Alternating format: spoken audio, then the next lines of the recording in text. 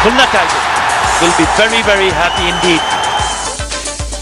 শেষ ওভারের নাটকীয়তায় রাজশাহীকে 3 রানে হারিয়েছে মাহমুদুল্লাহর খুলনা।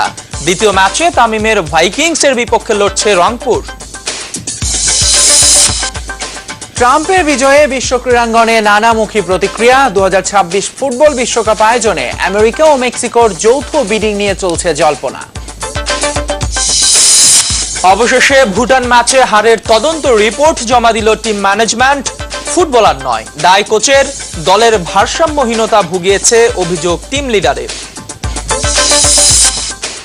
ব্রাজিল আর্জেন্টিনার 108তম মহারণে প্রস্তুত দুদল। পরিসংখ্যানে স্বাগতিকরা এগিয়ে থাকলেও মানসিকভাবে পিছিয়ে নেই আর্জেন্টিনাও।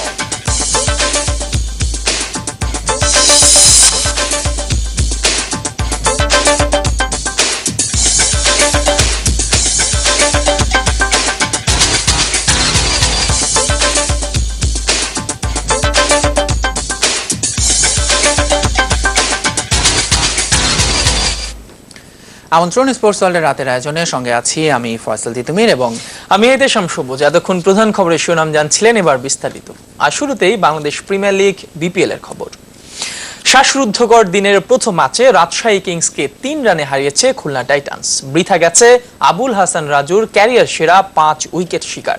প্রথমে ব্যাট করে 8 উইকেটে 133 রান করে খুলনা। জবাবে ইনিংসের শেষ ওভারে মাহমুদুল্লাহ রিয়াদ 3 উইকেট তুলে নিলে 130 রানে থামে রাজশাহী কিংসের innings. Pick up another boundary. Toss জিতে শুরুতে ব্যাট করতে নামা খুলনা টাইটান্স শিবিরে শুরুতেই আঘাত হানে রাজশাহী। ইংল্যান্ড সিরিজ মাতানো মেহেদী হাসান মিরাজ প্রথম বলেই বোল্ড করেন ওপেনার নিকোলাস পুরানকে। তবে দ্বিতীয় উইকেটে রিকি ভেসেলস ও মাহমুদুল্লাহ রিয়াদ খুলনাকে বড় ইনিংসের স্বপ্ন দেখাচ্ছিল, কিন্তু পেসার আবুল হাসান রাজুর পেসে তছনছ হয়ে যায় খুলনার সেই ইনিংস। দলীয় 65 রানে 32 করা ভেসেলসকে রাজু ফেরার পরের ওভারে ওপেনার আব্দুল মজিদকে ফেরান ইংলিশ স্পিনার সামিত প্যাটেল। এরপর রাজু একে একে 32 করা মাহমুদুল্লাহ রিয়াদ, অলোক কাপালি, আরিফুল ইসলাম আর শফিউলকে ফেরালে 125 রানে 8 উইকেট হারায় টাইটান্স। 28 রানে রাজুর ক্যারিয়ার সেরা 5 উইকেটে শেষ পর্যন্ত 133 করে খুলনা। মাঝারি লক্ষ্য তাড়া করতে নেমে মমিনুল হক আর নুরুল হাসান সোহানকে ওপেনিংয়ে নামিয়ে চমক দেয় রাজশাহী কিংস। টেস্ট স্পেশালিস্টের তকমা পাওয়া মমিনুল শুরু থেকে আত্মবিশ্বাসের সঙ্গে খেলতে থাকলেও 24 রানে 3 উইকেটের দল রাজশাহী।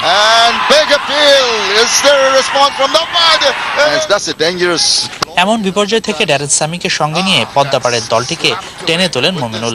31 রান করে সামি আউট হলেও ঠিকই 49 বলে 50 তুলে নেন কক্সবাজারের এই ক্রিকেটার। কিন্তু দলীয় 120 রানে 64 করা মমিনুলকে ফেরান শফিউল ইসলাম। তখন কিংসদের জয়ের জন্য প্রয়োজন 19 বলে 14 রান, হাতে 4 উইকেট। পরের ওভারে খুলনার জুনায়েদ খান ফরহাদ রেজাকে ফেরালেও 6 রান দেয় শেষ ওভারে জয়ের জন্য 7 রানের লক্ষ্য দাঁড়ায় রাজশাহীর। এমন পরিস্থিতিতে বোলিংয়ে আসেন খোদ অধিনায়ক রিয়াদ। তৃতীয় ও চতুর্থ বলে রাজু ও মোহাম্মদ সামিকে ফেরার পর শেষ বলে নাজমুল অপুকে ফেরালে 3 রানের জয় নিয়ে মাঠ ছাড়ে খুলনা টাইটান্স। হাসিনুর রহমান, যমুনা স্পোর্টস, ঢাকা। সবুজ, ম্যাচ রিপোর্ট দেখছিলাম বিপিএল এর এখন পর্যন্ত সবচেয়ে শ্বাসরুদ্ধকর ম্যাচের। এই ম্যাচটা কিন্তু আসলে জমিয়ে দিয়েছেন বোলাররা, বিশেষ করে আবুল হাসান রাজু। টি20তে কিন্তু তিতুমির এমনটা হয় না, বোলারদের আধিপত্য কিন্তু খুব একটা থাকে না, কারণ যেহেতু 4 ছক্কার খেলা, ব্যাটসম্যানরা আধিপত্য করে। আমরা একটু দেখতে চাই বোলাররা এইবার বিপিএল এ কেমন আধিপত্য করেছে এখন, এবং আজকে আসলে ক্যারিয়ার সেরা বল করেছেন রাজু, যার ফলে কিন্তু বিপিএল এর সেরা 5 বোলারের মধ্যে তিনি জায়গা করে নিয়েছেন। আমরা দেখতে পাচ্ছি মোহাম্মদ সামি বিপিএল এর সবচেয়ে সুন্দর স্পেলটি করেছিলেন, 6 রানে 5 উইকেট নিয়েছেন। রাজশাহীর হয়ে খেলেছিলেন, ঢাকা ডায়নামাইটসের বিপক্ষে তিনি এই কীর্তিটি করেছিলেন। ঢাকা গ্ল্যাডিয়েটর্স ছিল 2012 সালে। এরপর আছেন কেভন কুপার, তার 15 রানে 5 উইকেট শিকার। আছেন থিসারা পেরেরা, শ্রীলঙ্কান এই ক্রিকেটার, রংপুরের হয়ে 26 রানে নিয়েছিলেন 5 উইকেট। আবুল হাসান রাজু, যেটা আপনি বলছিলেন, আজকে যে কীর্তিটি করেছেন, 28 রানে 5 উইকেট নিয়েছেন খুলনার বিপক্ষে। আর তারপরে আছেন আলামিন হোসেন, আর বাংলাদেশি বোলার, 36 রানে 5 উইকেট নিয়েছেন বরিশালের হয়ে সিলেটের বিপক্ষে 2015 সালে। আমরা দেখতে চাই বিপিএল এ সর্বাধিক উইকেট শিকার করেছেন কারা কারা। সেখানে কিন্তু আধিপত্য করছেন সেই কেভন কুপার, তিনি এখন পর্যন্ত 29টি ম্যাচ খেলে 49 উইকেট নিয়েছেন এবং সাকিব আল হাসান তার সমান 49 উইকেট নিয়েছেন, যদিও 35 ম্যাচ খেলেছেন সাকিব। অর্থাৎ পরের ম্যাচে কিন্তু সাকিবের একটা সুযোগ আছে তাকে টপকে 1 নম্বরে চলে যাওয়ার। আছেন মোশাররফ হোসেন রুবেল, 30 ম্যাচে 36 উইকেট নিয়েছেন। আরবাজ সানি আরেক স্পিনার 33 ম্যাচ খেলে 32 উইকেট নিয়েছেন। আর এনামুল হক জুনিয়র আরেক স্পিনার বাংলাদেশের, তিনি 27 ম্যাচ খেলে 31 উইকেট নিয়েছে। অর্থাৎ বিপিএল এ কিন্তু বোলারদের আধিপত্যের জায়গায় কিন্তু বাংলাদেশীদেরকেই দেখা যাচ্ছে। এবং সবচেয়ে মজার ব্যাপার, এই টি20 তে এই কন্ডিশনেও মানে 4 জন স্পিনার, কিন্তু একমাত্র শুধু কেভিন কুপার পেসার। সবুজ, আমরা একটু পরের খবরে যাব।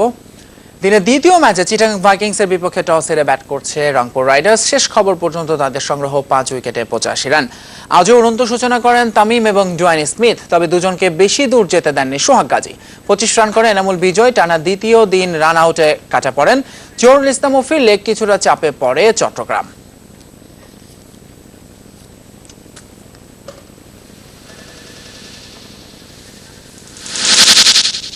এই কোশ্চেন কইরো না।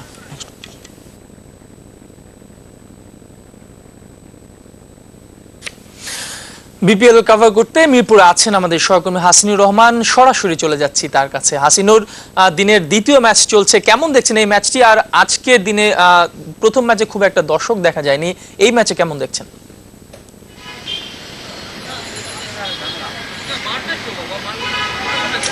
সবুজ, আসলে দর্শকের বিচারে আজকে কিন্তু দর্শক সংখ্যা একটু কম। আপনি যদি গতকাল দেখেছেন বেশ কিছু দর্শক এসেছিল, উল্লেখযোগ্য পরিমাণ। আজকে কিন্তু সে পরিমাণ দর্শক নেই বললে চলে। মাঠে সামান্য কিছু দর্শক আছে, এখনো কিছু দর্শক ঢুকছেন যারা রংপুর এবং চিটাগংয়ের ম্যাচ দেখতে এসেছেন বিচ্ছিন্নভাবে, কিন্তু তারপরেও দর্শক যে উপস্থিতি সেটি কিন্তু প্রত্যাশা অনুযায়ী হয়নি। আরেকটি বিষয়, আপনাকে ম্যাচ সম্বন্ধে একটি বিষয় জানাতে চাই। যেমনটি আপনি দর্শকদের কিছুক্ষণ আগে জানাচ্ছেন, বিপিএলে কিন্তু স্পিনারদের দাপট, সেরা বোলিংয়ের যে আপনারা ইনফরমেশনটা দিচ্ছিলেন, শুধু কেভন কুপার আছে সেখানে। এর একটি কারণ কিন্তু হতে পারে যে বিপিএল এর কিন্তু 2টা ভেন্যুতে মাত্র খেলা হয়, 2 ভেন্যুতে খেলা হয়, কিন্তু একটা উইকেটের উপর কিন্তু প্রচন্ড চাপ হবে। যেমন আজকে 1 উইকেটে কিন্তু প্রথম ম্যাচ হয়ে গেছে, দ্বিতীয় ম্যাচও হচ্ছে, সে কারণে বল কিন্তু একটু লো হয়ে যায়।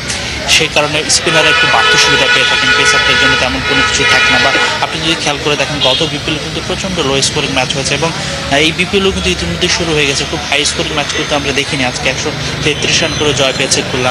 এখন পর্যন্ত কিন্তু রংপুরের স্পিনাররাও কিন্তু ভালো বল করেছিলেন, সোহাগ গাজী ভালো বল করছেন, আরাফাত সানি ততটা করতে পারেননি, তারপরেও কিন্তু তুলনামূলক স্পিনাররা ভালো বলই করছেন। আসলে সব কিছু মিলিয়ে আসলে স্পিনারদের দাপটটাই থাকা বেশি মানে থাকবে, এটাই স্বাভাবিক। কেননা যে ধরনের কন্ডিশনে একটা উইকেটে বা 2টা ভেন্যুতে খেলা হয়, প্রচণ্ড চাপ ওঠে, বিশেষ করে মিরপুরের উইকেটগুলোতে, কেননা চট্টগ্রামে খুব অল্প সংখ্যক খেলা হয়। তো সেই ধারাবাহিকতা এই আসরে বজায় থাকবে, স্পিনাররাই বেশি সফল থাকার কথা। আর এই ম্যাচে এখন পর্যন্ত আসলে যেভাবে রংপুর এবং চিটাগং খেলছে, দুজনে প্রায় সমানে সমান বলতে হবে। কেননা টি20 2 ওভার 3 ওভার কিন্তু ম্যাচের চিত্র পুরোটা পাল্টে দিতে পারে। 2 ওভারে যদি ব্যাটসম্যানরা খুব চার্জ করে খেলতে পারে, রানটা কিন্তু একটা মোটামুটি অবস্থানে পৌঁছে যেতে পারে। আসলে আপনাকে অসংখ্য ধন্যবাদ আমাদের সঙ্গে যোগ দেওয়ার জন্য। এদিকে বিপিএল এ কাল রয়েছে একটি ম্যাচ, যেখানে সন্ধ্যা 7:15টায় রংপুর রাইডার্সের মুখোমুখি হবে খুলনা টাইটান্স।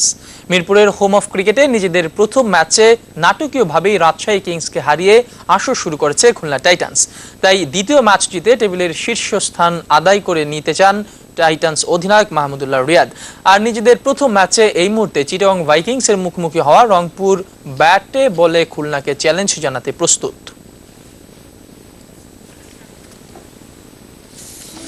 এদিকে বাংলাদেশ প্রিমিয়ার লিগ বিপিএল এর পরবর্তী 3 আসরের খেলা দেখাবে গাজী এবং মাছরাঙা টেলিভিশন। ইমপ্রেস মাত্রা কনসোর্টিয়ামের কাছ থেকে টিভি সত্ত্ব কিনে নিয়েছে তারা। এর আগে শুধু চ্যানেল 9 দেখালেও দর্শক চাহিদা ও বাণিজ্যিক দিক মাথায় রেখে বাংলাদেশি 2টি টেলিভিশনের কাছে সত্ত্ব বিক্রি করেছে প্রতিষ্ঠানটি। Just coming back in. That's a loud shout. Bangladesh premier league BPL এর পরবর্তী আসর থেকে আসছে টিভি সত্ত্বের পরিবর্তন। বিশ্বের 120টি দেশে একযোগে ম্যাচ দেখানো হলেও বাংলাদেশে প্রথম আসর থেকেই সম্প্রচার করতে শুধু চ্যানেল 9। 2017, 18, 19 এই 3 বছরের জন্য খেলা সম্প্রচারের সত্ত্ব কিনে নেয় ইমপ্রেস মাত্রা কনসোর্টিয়াম। হাত ঘুরে তাদের কাছ থেকে তা কিনে নিয়েছে গাজী ও মাছরাঙা টেলিভিশন। 2 চ্যানেলে টিভি সত্ত্ব দেওয়ার ব্যাখ্যা দিলেন বিপিএল গভর্নিং কাউন্সিলের সদস্য সচিব। বাংলাদেশেও এটা কি কমার্শিয়াল এসপেক্ট চিন্তা করে এই 2টা চ্যানেলে, আমাদের যেরকম অন্যান্য বিসিবির যেসব খেলাগুলি আপনার 2টা চ্যানেলে দেখায়, ওনারা এই কারণে 2টা চ্যানেলে দেখাচ্ছে। এটা আমাদের পার্সপেক্টিভ থেকে কোনো আসলে প্রবলেম নেই। ওনারা আমাদের কাছে পারমিশন চেয়েছিল, সেই পারমিশনটা আমরা ওদিন গ্র্যান্ট করে দিয়েছি। ইভেন যদি চ্যানেল 9ও এই বছর দেখাতে যেত 2টা চ্যানেলে, উই আর মানে দে আর ওয়েলকাম। একই সাথে রেডিও পার্টনার ভূমি ও স্বাধীন আর ডিজিটাল পার্টনার থাকছে কন্টেন্ট ম্যাটার্স। যেহেতু বোর্ডের নির্দেশ ছাড়া আমরা প্রাইস ডিসক্লোজ করতে পারি না, তো প্রাইসটা ডিসক্লোজ করছি না। গতবারের থেকে প্রাইসও আমরা বেশি পেয়েছি। আর যেহেতু দুইটা বড় মিডিয়া হাউস এটা ব্রডকাস্ট করবে, সাথে আবার চ্যানেল আই আছে, ইমপ্রেস, মাত্রার মতো মার্কেটিং এজেন্সি আছে, সো আমাদের এক্সপেকটেশন আরও বেড়ে গেছে। এই টিভি সত্ত্বের জন্য অবশ্য ইমপ্রেস মাত্রা কনসোর্টিয়ামের সাথে প্রতিদ্বন্দ্বিতা করেছে Gazi satellite, ardent and Mediacom consortium ও টপ অফ মাইন্ড। সবাইকে পেছনে ফেলে ইমপ্রেস মাত্রা কনসোর্টিয়াম জানালেন নিজেদের পরিকল্পনার কথা। কারিগরি দিক থেকে আমরা ভবিষ্যতে আরও উন্নত হব এবং আরও উন্নত মানের খেলা শুধু নয়, খেলাকে দর্শকদের সামনে নিয়ে যেতে পারবো। সালাউদ্দিন সুমন, যমুনা স্পোর্টস, ঢাকা। মার্কিন প্রেসিডেন্ট নির্বাচন ঘিরে সারা বিশ্বের মতো বুঁদ হয়েছিল ক্রীড়াঙ্গন। ডোনাল্ড ট্রাম্প বিজয়ী হবার খবরে তীব্র প্রতিক্রিয়া দেখা যায় সামাজিক যোগাযোগ মাধ্যমে। সামনেই 2024 অলিম্পিক ও 2026 ফুটবল বিশ্বকাপ আয়োজনের জন্য বিডিং এর প্রস্তুতি নিচ্ছে যুক্তরাষ্ট্র। তবে এর অনেক কিছু এখন নির্ভর করছে নতুন প্রেসিডেন্টের উপর। বারাক ওবামার এমন ক্রীড়াপ্রেমের নজির যুক্তরাষ্ট্রের প্রেসিডেন্ট হিসেবে তার গত 2 মেয়াদেই দেখেছে হোয়াইট হাউস। তবে খুব শিগগিরই বদলে যাচ্ছে এই হোয়াইট হাউসের কর্তা। দেশের বেশিরভাগ মানুষের ভোটে ক্ষমতায় আসলেও ডোনাল্ড ট্রাম্পকে নিয়ে সারা বিশ্বের মতোই অস্বস্তিতে খোদ যুক্তরাষ্ট্রের ক্রীড়াঙ্গন। হিলারিকে ভবিষ্যৎ প্রেসিডেন্ট মেনেই 2024 অলিম্পিক আয়োজনে